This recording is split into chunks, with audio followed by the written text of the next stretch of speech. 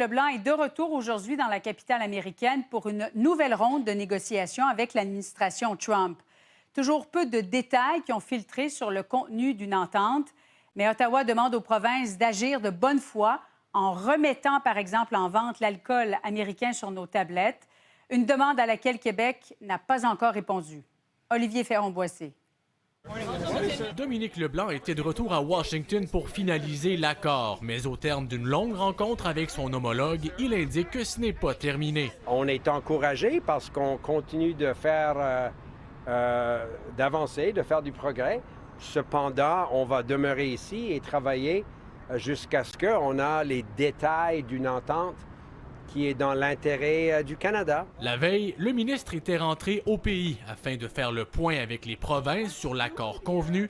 Hier soir, Christine Fréchette déplorait toutefois ne pas avoir eu réponse à ses questions. Il y a encore plusieurs éléments qui ne sont pas clairs. Après un appel avec Mark Carney ce matin, elle estime maintenant avoir les informations en main, lui permettant d'analyser si l'accord proposé est assez bon pour que Québec accepte de remettre l'alcool américain sur les tablettes. Au terme de cette analyse-là, on va voir s'il y a lieu de remettre l'alcool américain sur les tablettes. C'est ce que je pourrais vous dire une fois qu'on aura analysé l'impact global. Or, Mme Fréchette aurait déjà dit oui. Selon Tony Wakeham de Terre-Neuve, toutes les provinces se sont engagées à poser ce geste de bonne foi à la demande de Mark Carney hier soir. Pourtant, les craintes persistent. Une grande inquiétude qui plane à ce niveau-là. Effectivement, vous avez des appuis?